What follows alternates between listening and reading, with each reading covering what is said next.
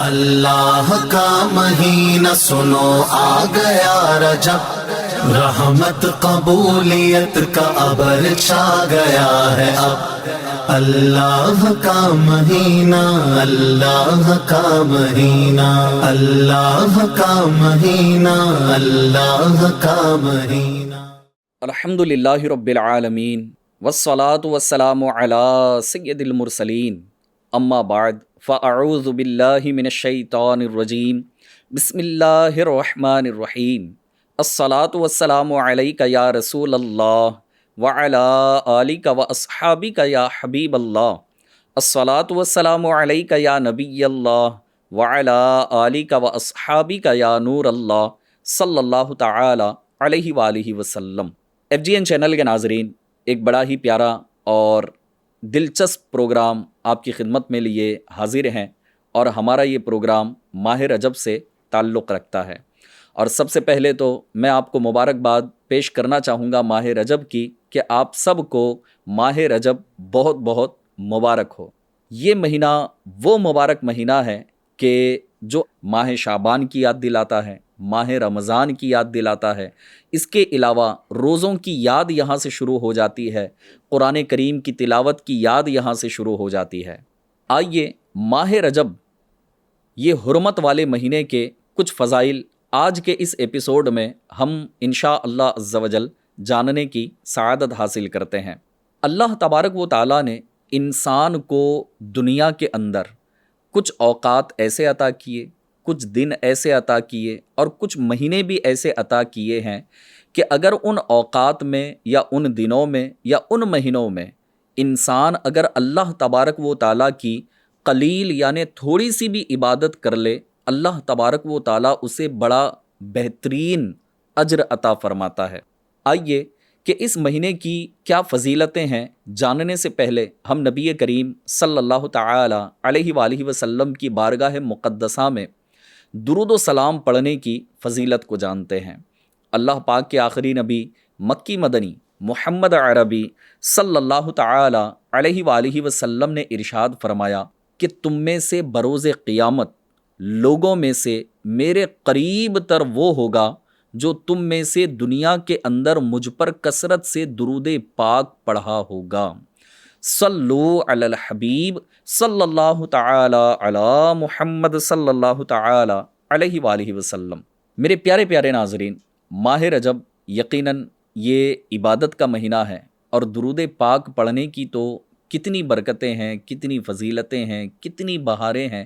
کہ نبی پاک صلی اللہ تعالی علیہ وآلہ وسلم کی یاد بھی اس میں ہے۔ اور ایک عاشق کے لیے محبوب کو یاد کرنا یہ کتنی سعادت مندی کی بات ہوتی ہے۔ بندہ جب کسی سے عشق کرتا ہے، کسی سے محبت کرتا ہے، کسی سے پیار کرتا ہے، تو پھر اس کی باتیں بھی کرتا ہے، اس کا چرچا بھی کرتا ہے، اس کا نام بھی لیتا ہے، اس کی یاد میں مگن رہتا ہے۔ تو ایک عاشق رسول کو چاہیے کہ وہ اپنے محبوب یعنی اللہ پاک کے آخری نبی صلی اللہ تعالی علیہ وآلہ وسلم کا بار بار نام لیتا رہے، ان کا تذکرہ کرتا رہے، ان کی یاد میں مشغول رہے، یاد مدینہ میں تڑپتا رہے، اور اے کاش کہ دن و رات اکثر ہماری زبان پر درود و سلام جاری رہے۔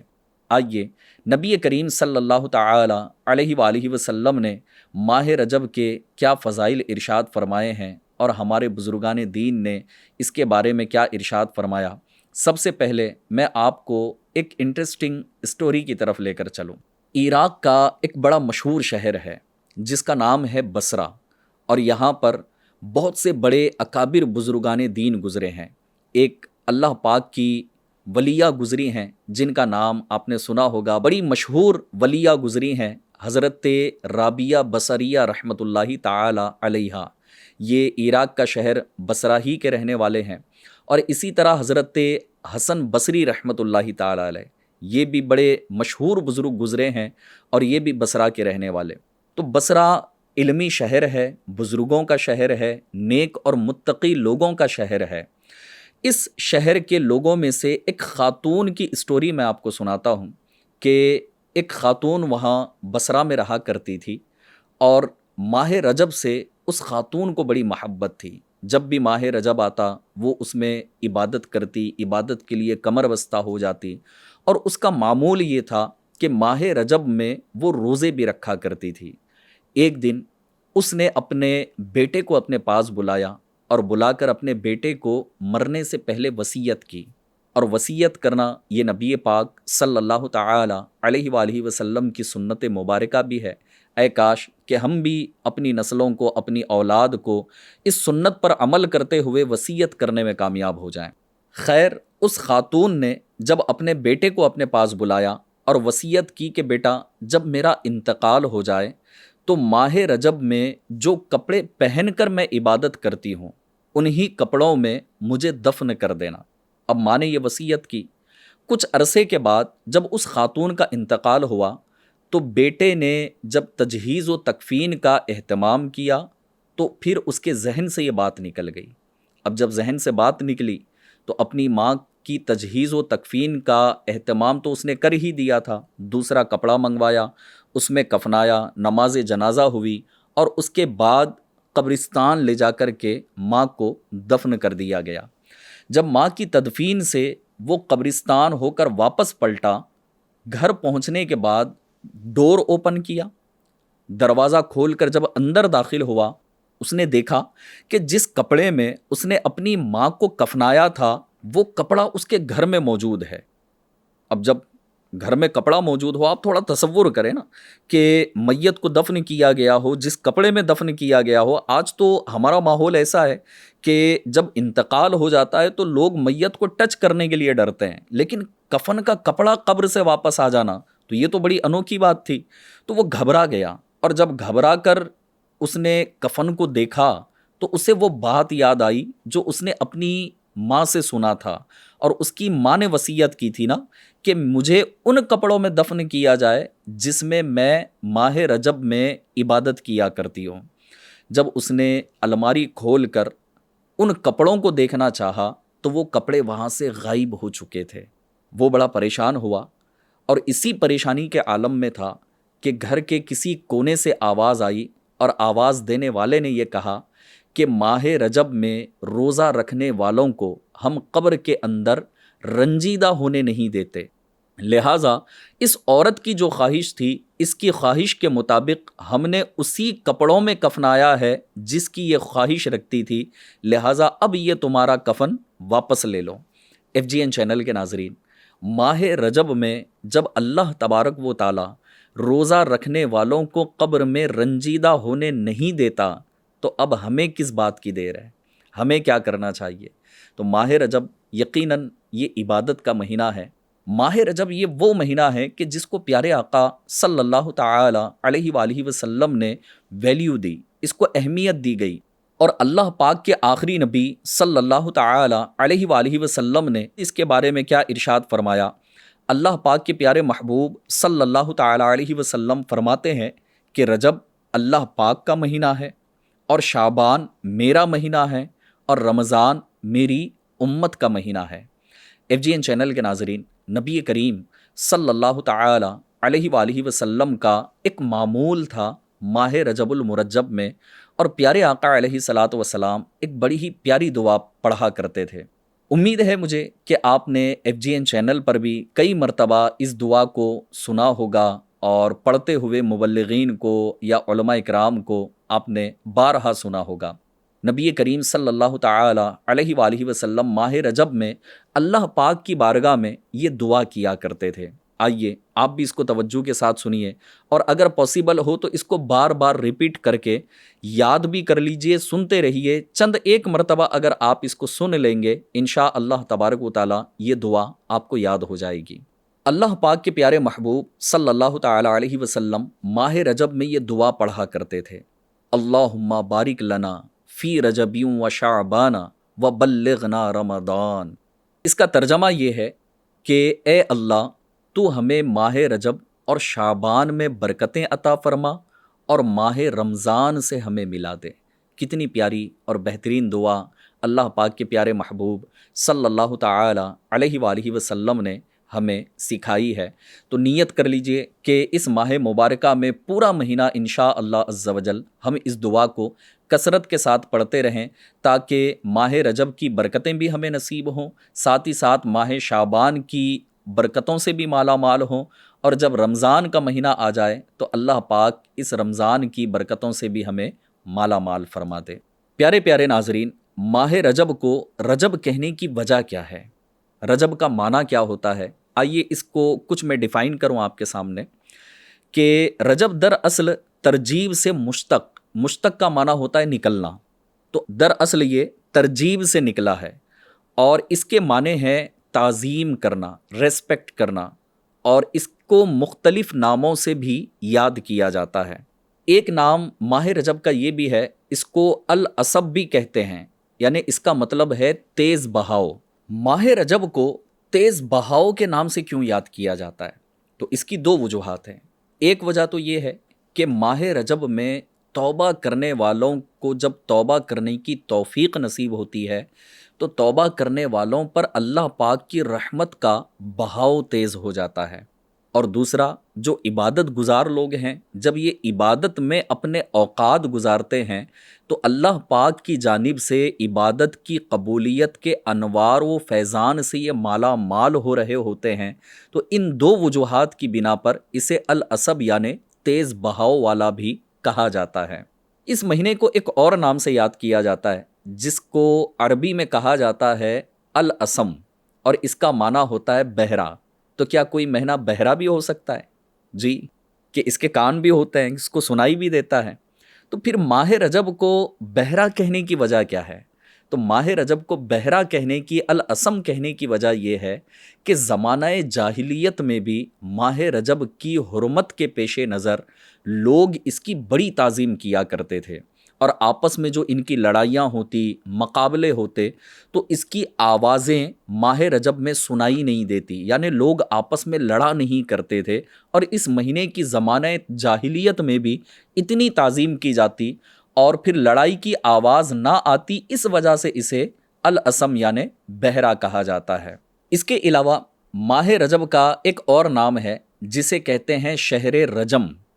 اور شہر رجم کا مطلب یہ ہوتا ہے کہ یہ وہ مہینہ ہے کہ جس میں رجم کیا جاتا ہے، یعنی شیطانوں کو پتھر مارے جاتے ہیں، اور اللہ پاک کا کتنا کرم ہے ہم پر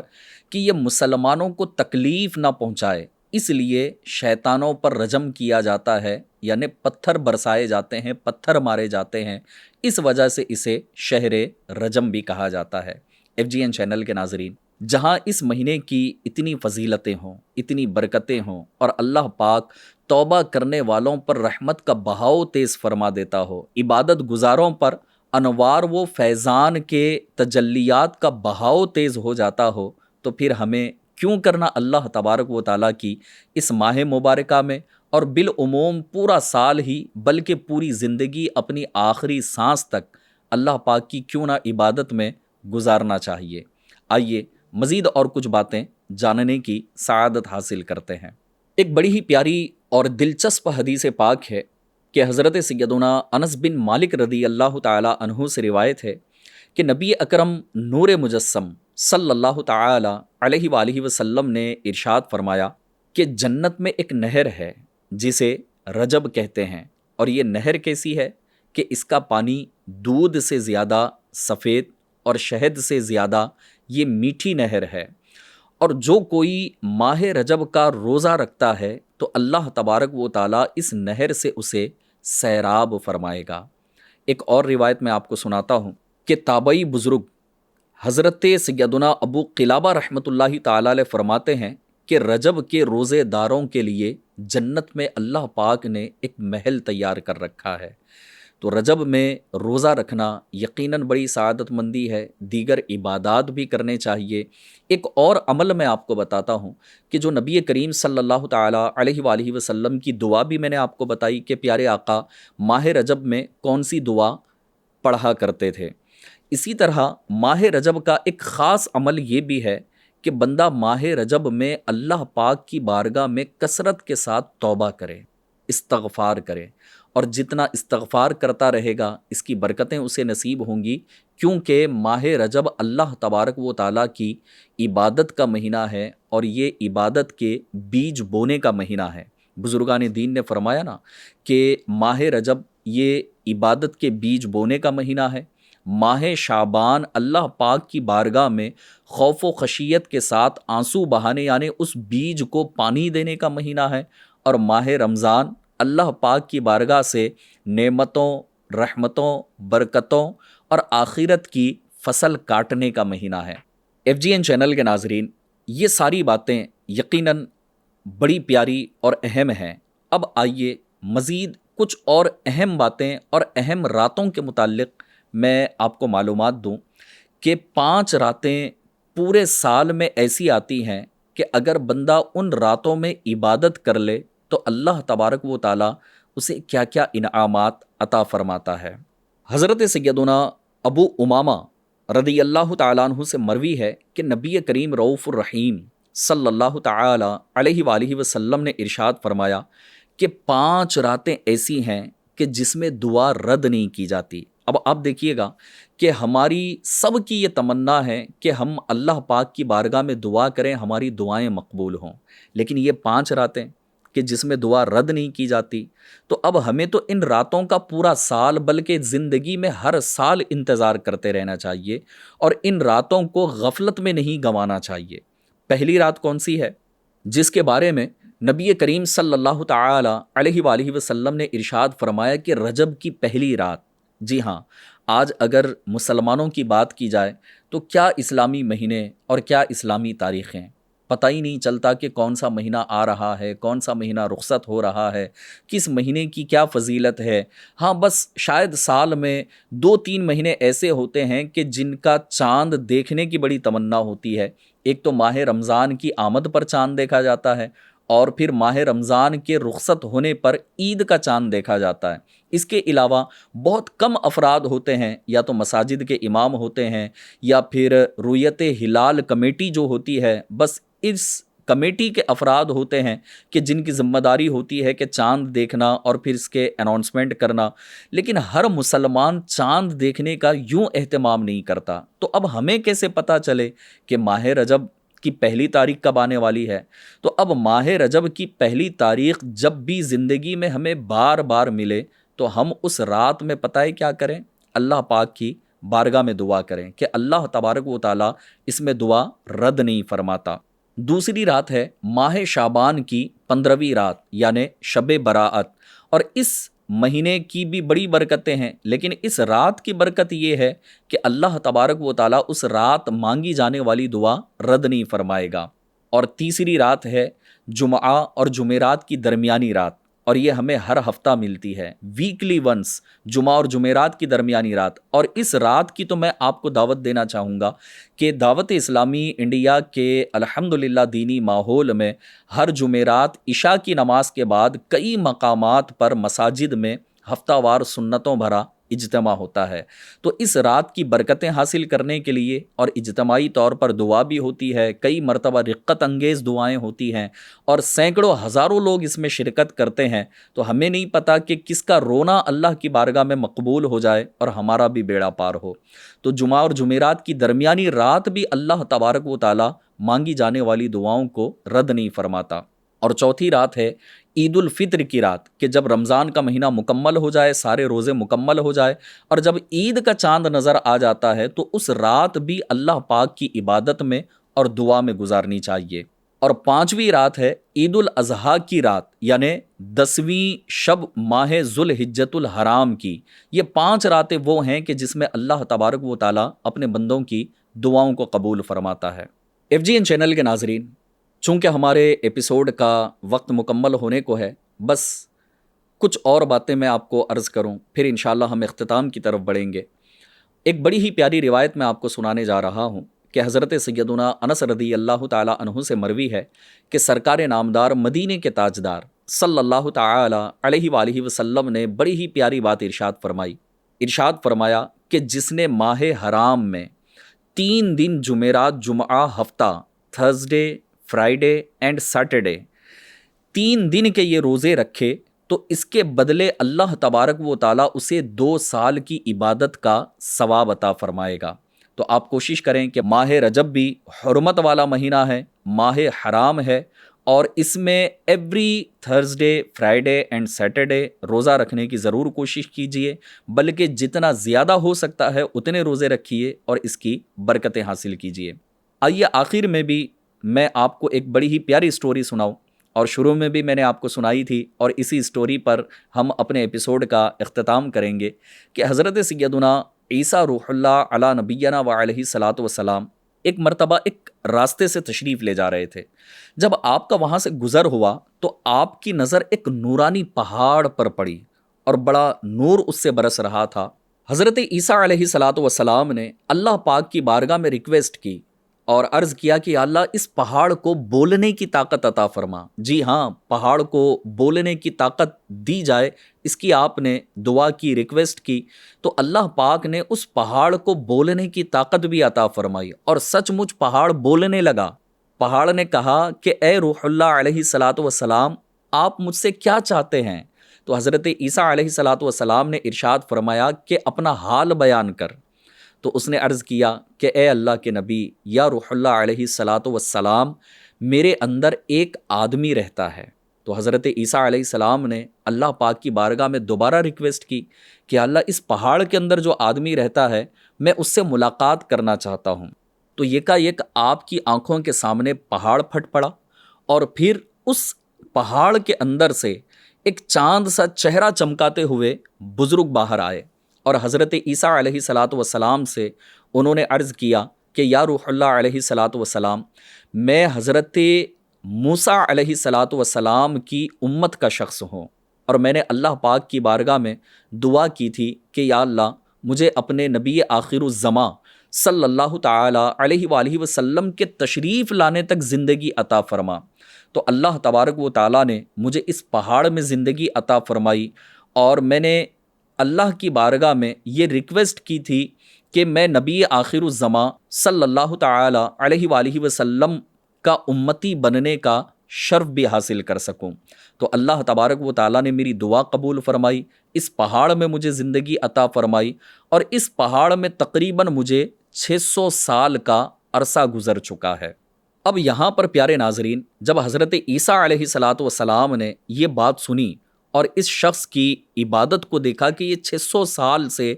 پہاڑ میں ہی پیک ہے اور اللہ پاک کی عبادت میں مصروف ہے، اور نبی آخر الزماں صلی اللہ تعالیٰ علیہ وآلہ وسلم کا امتی بننے کا شرف حاصل کرنا چاہتا ہے، تو حضرت عیسیٰ علیہ صلاۃ وسلام نے اللہ پاک کی بارگاہ میں عرض کیا کہ یا اللہ اس شخص کی اتنی عبادت، اور کیا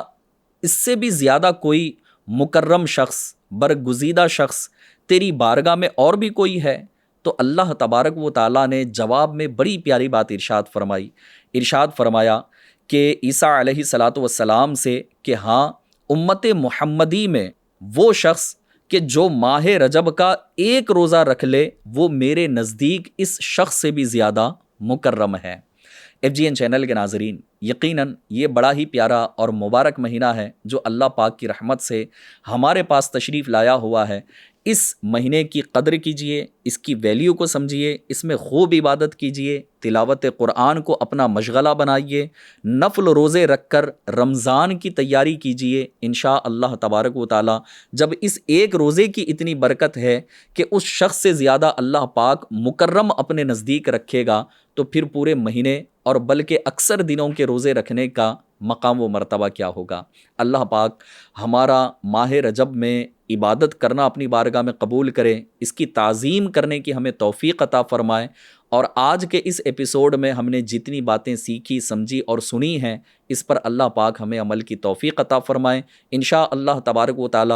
اگلے ایپیسوڈز میں ماہ رجب سے ریلیٹڈ اور بھی باتیں آپ کے سامنے ہم لے کر آئیں گے، اور بھی فضائل لے کر آئیں گے۔ کنٹینیو ہمارے ان ایپیسوڈز میں بنے رہیے، اور پھر ماہ رجب میں خوب عبادت کا ذوق و شوق پیدا کیجیے۔ اللہ پاک ہمیں عمل کی توفیق نصیب فرمائے، آمین، بجاہ النبی الامین صلی اللہ تعالی علیہ وآلہ وسلم۔ صلو علی الحبیب صلی اللہ تعالی علی محمد صلی اللہ تعالی علیہ وآلہ وسلم۔ اللہ کا مہینہ سنو آ گیا رجب، رحمت قبولیت کا ابر چھا گیا ہے اب۔ اللہ کا مہینہ، اللہ کا مہینہ، اللہ کا مہینہ، اللہ کا مہینہ۔